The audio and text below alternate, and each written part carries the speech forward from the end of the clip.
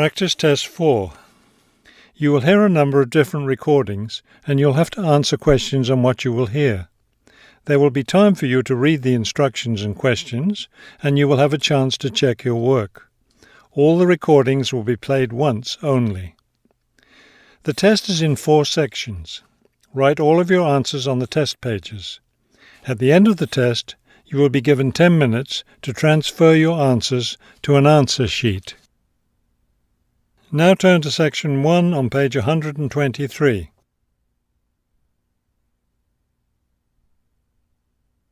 Section 1. You will hear a man arranging to get a telephone connection. First, you have some time to look at questions 1 to 4 on page 123.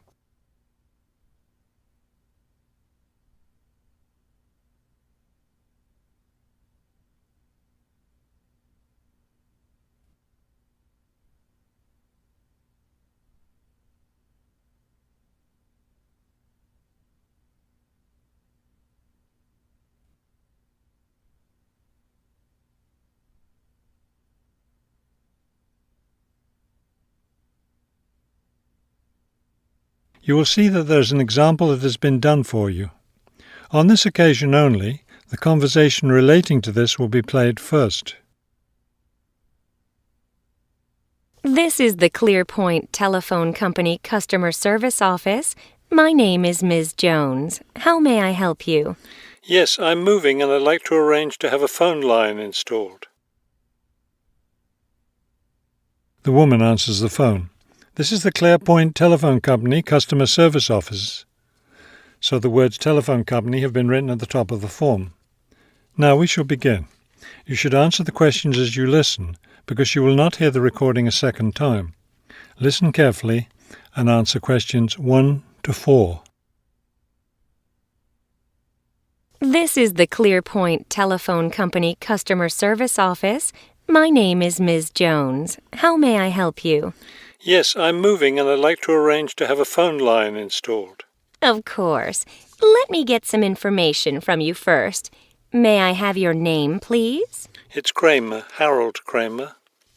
And would you spell your last name for me, please? Kramer. M-E-R. Got it. Okay. Could I have the address where you'd like to have the telephone connected? That would be number 58, Fulton Avenue, apartment 12. Is that a business or a residence? A residence. It's my new home address. Then the type of phone service you want is residential, not business? Yes, it's for my home. All right, fine. Now, let me get your employment information. Who is your current employer? I work at the Wrightsville Medical Group. Then your occupation is doctor? No, I work for the doctors. I'm the office manager. Before you hear the rest of the conversation, you have some time to look at questions 5 to 10 on page 123.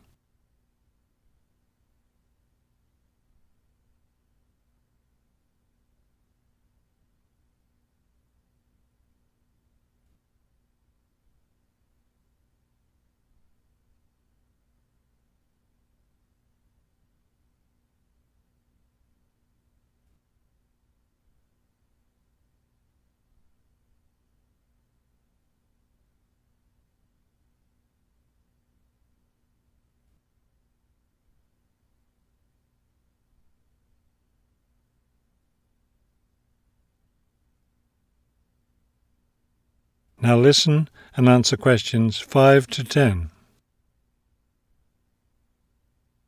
Okay. And could I have your work phone number? It's 637-555-9014.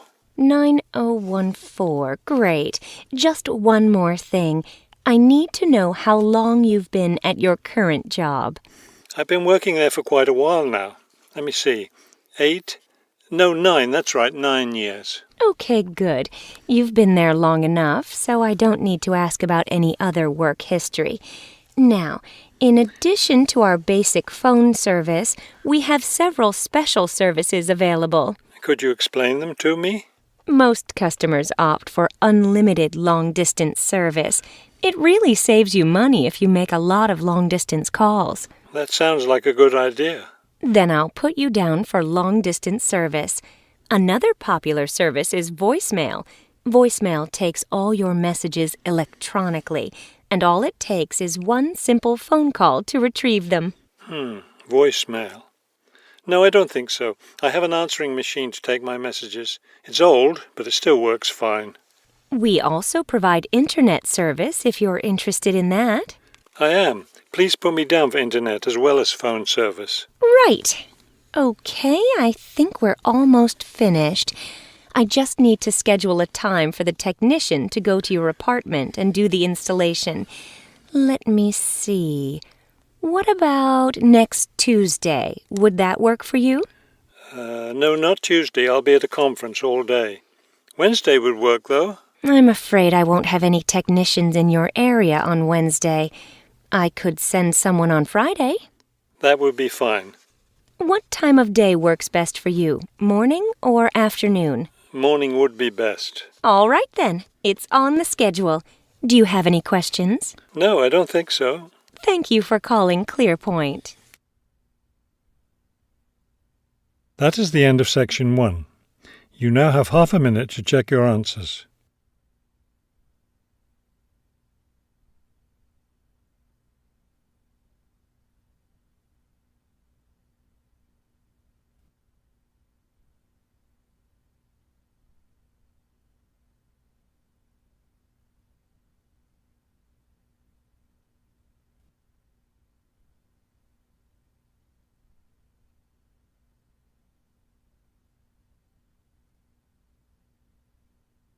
Now turn to section 2 on page 124.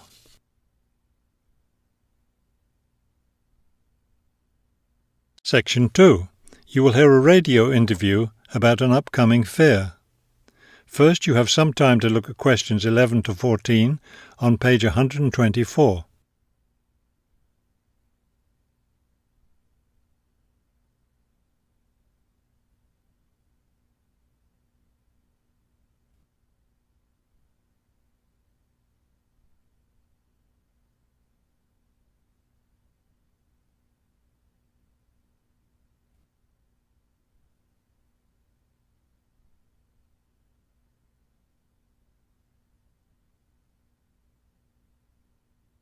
As you listen to the first part of the talk, answer questions 11 to 14. Good afternoon and welcome to City Hour, the radio show that brings you all the latest information about events in and around our city. Today we have with us Cynthia Smith, who is heading up this year's City Fair. Cynthia, would you start by giving us some of the basic information about the fair?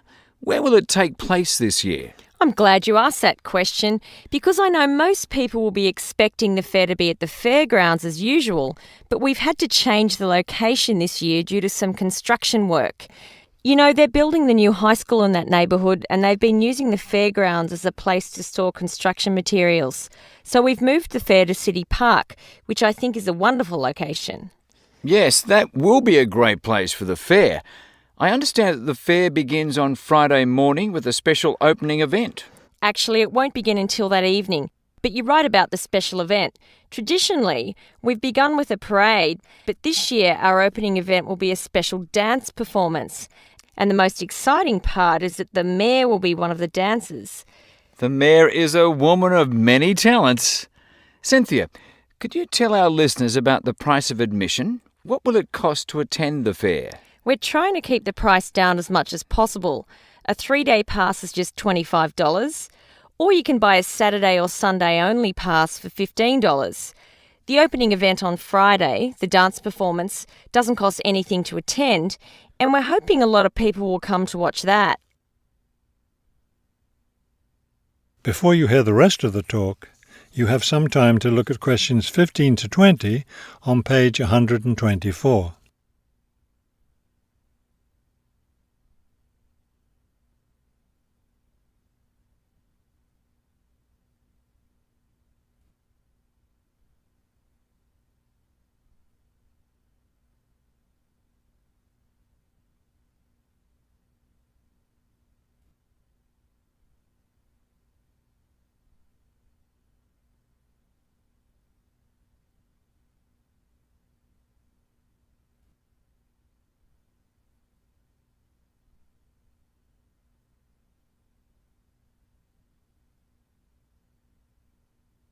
Now listen and answer questions 15 to 20. Could you tell us about some of the events planned for Saturday and Sunday, the main days of the fair? We have a lot of exciting things planned. There are a number of events especially for children, including a clown show on Saturday afternoon. On Saturday evening, we've got an event that can be enjoyed by the whole family, a concert by the lake. I'm sure that will be a popular event. Is there anything special planned for Sunday? Yes, a really fun event, and we hope a lot of people will participate.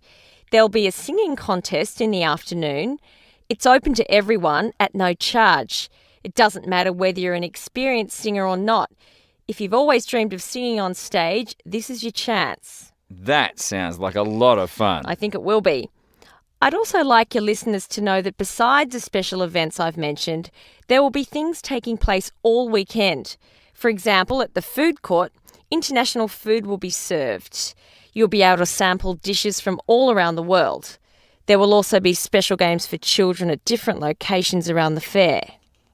Will there be things people can buy, souvenirs, anything like that? We have a large area set aside where there will be crafts for sale. This will be an opportunity to buy many lovely handmade things and to get to know some of our local artists and craftspeople as well. It sounds like there will be a lot of fun for everyone at this year's fair. Thank you for sharing the information with us, Cynthia. Thank you for inviting me. That is the end of section 2. You now have half a minute to check your answers.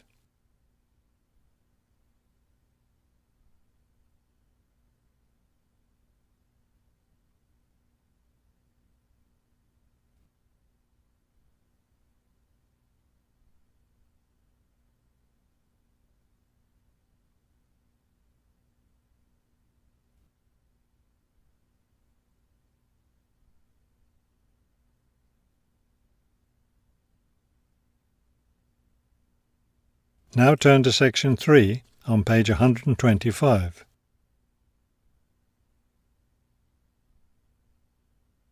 Section 3. You will hear a conversation between a prospective student and a university advisor about applying to enter the university. First, you have some time to look at questions 21 to 23 on page 125.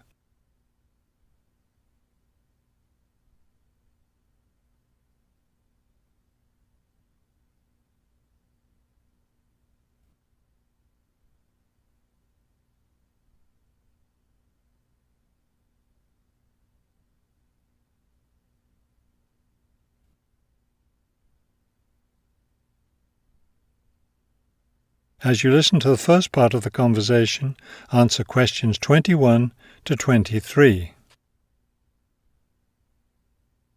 I'm interested in entering your business administration program, and I'd like some information on how to apply.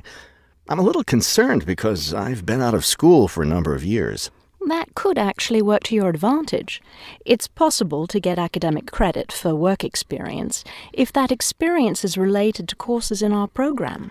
I've been working in business for several years. How would I get academic credit for that? First, you'll need to read the university catalogue to see if any of the course descriptions match your specific job experience. For example, if you've worked in accounting, you may be able to get credit for an accounting course. So then what would I do? You would write a summary of your work experience, relating it to specific courses we offer. Submit that to the admissions office with a letter from your work supervisor confirming your experience. Before you hear the rest of the conversation, you have some time to look at questions 24 to 30 on page 125.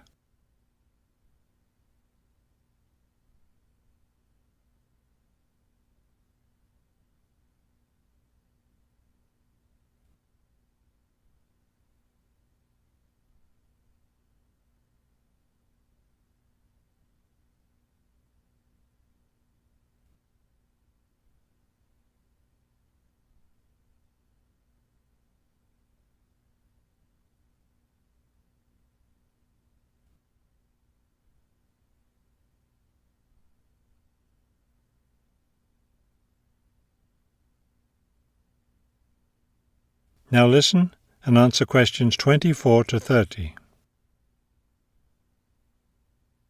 Would I submit those things at the same time that I apply for admission? That would be the best idea.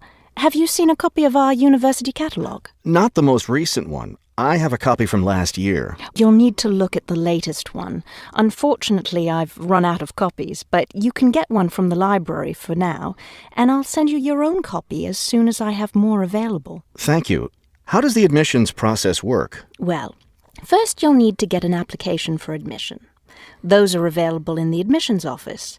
The application form contains all the instructions you'll need. That sounds simple enough. Of course, you'll need to make sure you meet all the admissions requirements. How can I know what those are? We have copies of the requirements lists for all university programs here in the Counseling Centre. I'll give you one before you leave today. Will I need to get recommendations from my employer or former teachers? Oh, yes, you will.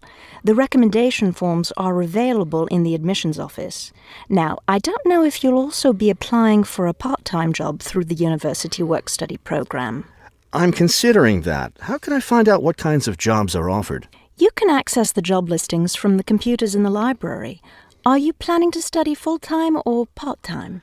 I want to be a full-time student. Good. Then you'll qualify for the work-study program. Part-time students aren't eligible. As a full-time student, would I be eligible for a free bus pass? No, unfortunately, we don't have those available for any of our students. However, you can apply for financial assistance to help pay for your books or for your tuition. I'd like to look into that.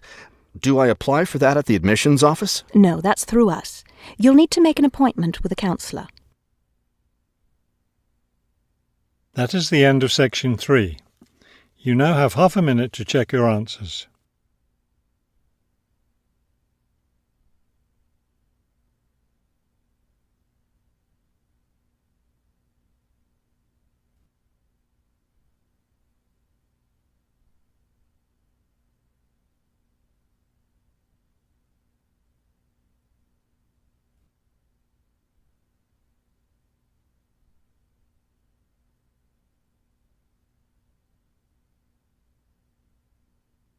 Now turn to section 4 on page 126.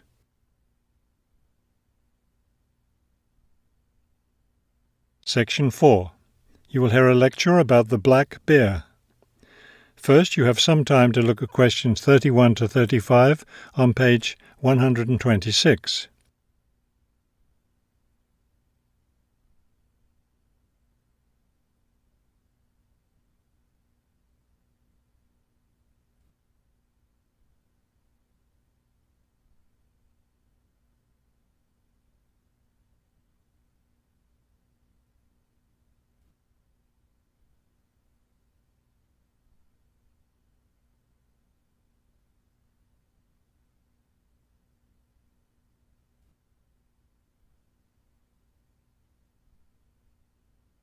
Now listen carefully and answer questions 31 to 35. The black bear, or Ursus americanus, has a wide range inhabiting forested areas of North America, including Canada, the United States, and parts of northern Mexico. Black bears are omnivores, getting their nutrition from a wide variety of plants and animals. The particular foods any one bear eats depends on what's available in the area where that bear lives, as well as on the season of the year. Generally speaking, plant foods make up 90% of the bear's diet. The rest of its meals consist of animal foods, such as insects and fish. Bears have a relatively long gestation period. Mating takes place in the spring or early summer, but bear cubs aren't born until the following winter. Usually, 2 cubs are born at a time, although some litters may have as many as 5 cubs. Bear cubs are dependent on their mother and may stay with her for close to 2 years. Wild black bears can live as long as 25 years. They've lived for as long as 30 years or more in captivity.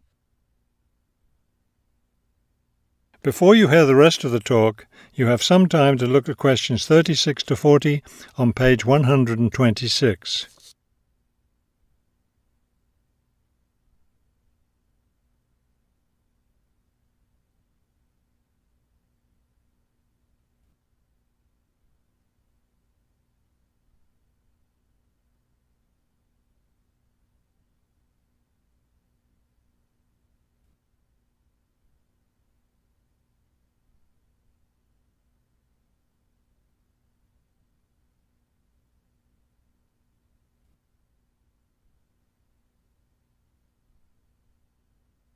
Now listen carefully and answer questions 36 to 40. Much of the black bear's range coincides with the range of its close cousin, the grizzly bear. Although these bears are somewhat similar in appearance and habits, it isn't difficult to tell the difference between them. Colour isn't necessarily a distinguishing characteristic, as both species of bears occur in a range of colours from almost blonde to dark brown or black. Many black bears, however, have a patch of fur on their chests that's lighter in colour than the rest of their fur. Grizzly bears don't have this patch. Size isn't always a distinguishing feature either, although grizzly bears are usually heavier with an average weight of 225 kilos. Black bears average 140 kilos in weight. Grizzly bears spend time digging in the ground for roots and tubers that make up part of their diet. The large muscles they need for this give them a distinct shoulder hump. This hump is absent in black bears, which don't do the same kind of digging. The shape of the face and ears is also different in each species of bear. Grizzly bears have a depression between the eyes and nose, and short, round ears. Black bears, on the other hand, have a straighter profile and longer, more pointed ears. Grizzly bears are known for their fearsome, long, sharp claws. Black bears have shorter claws, which are better suited for climbing trees. That is the end of section 4. You now have half a minute to check your answers.